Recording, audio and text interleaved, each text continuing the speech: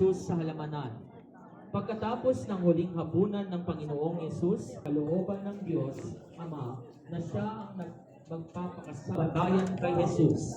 Tapos na ibalik siya kay Pilato.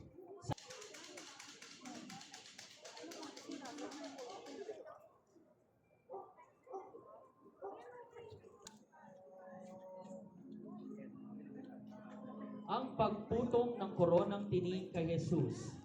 Matapos na hagupin ng Panginoong Jesus, ay patuloy siyang tinudyan ng mga sundalo. Humabi sila sa isang ministers of the Holy Communion. Señor Jesus Coronado de Espinas, kaawaan mo kami.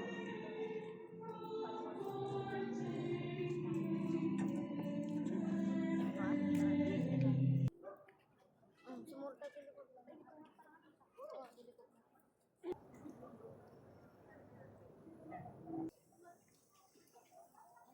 ang pagtatagpo ni Jesus at ni Maria. Señor Jesus de las Caidas, Kaawaan mo kami. Virgen Maria,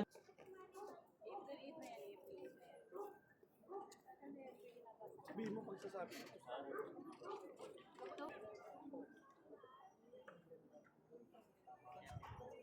Si Jesus ay itinapos sa krus.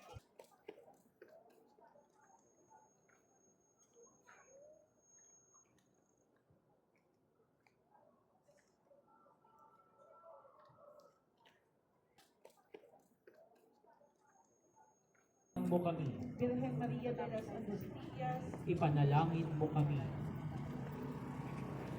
kamatayan ng Panginoong Jesus.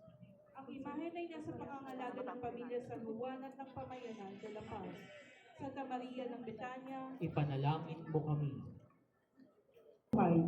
ang imahen ay nasa pangangalaga ng pamilya Camacho. Santa Maria Salome, Ipanalangin mo kami. isa rin siya sa tatlong Maria na nakakita ng libingang walang laman noong araw ng muling pagkabuhay. Ang imahen ay nasa pangangalaga ni na John at Jakes Alberto at kanilang pamilya. Santa Maria Cleofe, Ipanalangin mo kami. Santa Maria Magdalena. Taliwas sa alam ng nakararami, si Maria Magdalena ay hindi isang bayarang babae. Bagkus, 7 demonyo ang pinalaya sa kanya ng Panginoong Jesus. Siya ay isang mayamang babae na tumusto sa ministeryo ni Jesus at ng kanyang mga alagad. Alagad ng mga alagad.